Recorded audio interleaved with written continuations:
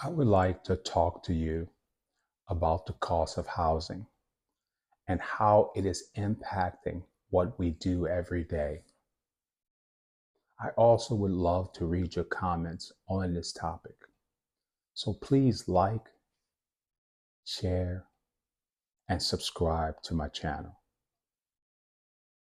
If you are getting value from what I'm teaching as a financial coach, show your love by sharing, liking, and subscribing. Our number one expense is housing every month. If you're renting or if you're owning a home, it's a large chunk of your household expenses. It's the largest chunk, let's be clear, it's the largest. And over the last 40 years, housing cost has increased almost every year. And I predict it will continue to increase unless something major happens, like in 2008 in the housing crash. But unless that or major legislation happens, housing will continue to be extremely expensive. Knowing that housing is our number one expense, I feel as though it's our responsibility to get prepared to face this issue and this expense. There are two things that are currently happening that is causing housing to be so expensive. And I say expensive, it is very expensive. I'm here in Florida, and a 3-bedroom, 2-bath house is renting for $2,200 to $2,800. It's out of control. One of the reasons is because of interest rates, high interest rates. These rates are causing people to reconsider the purchase of a home. And because they're not purchasing homes, they're staying inside of rental properties longer.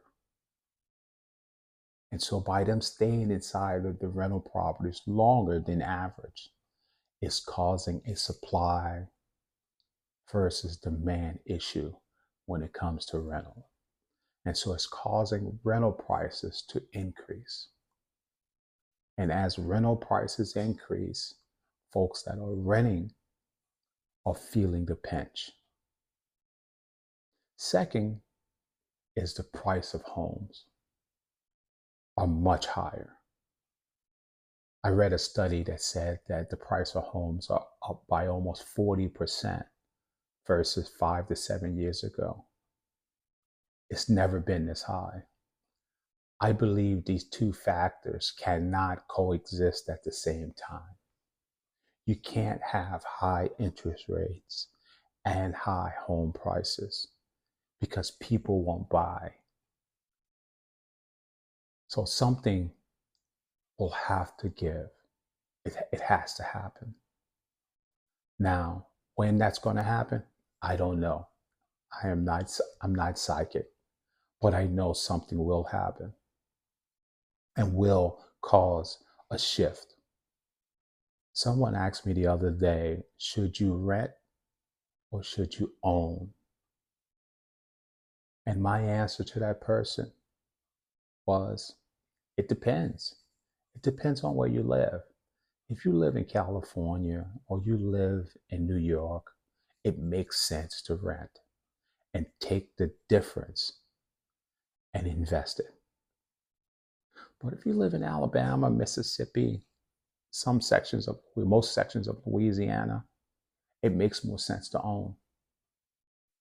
And so you have to make that decision on what's best for you and your family.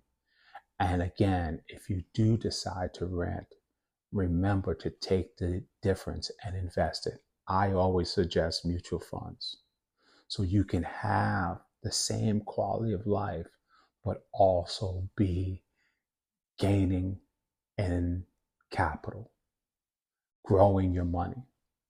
So it's your decision. and you need to make what's best for you and your family. But do not spend that extra money, because if you were getting a 3-bedroom, 2-bath, and would cost you to own at $3,200,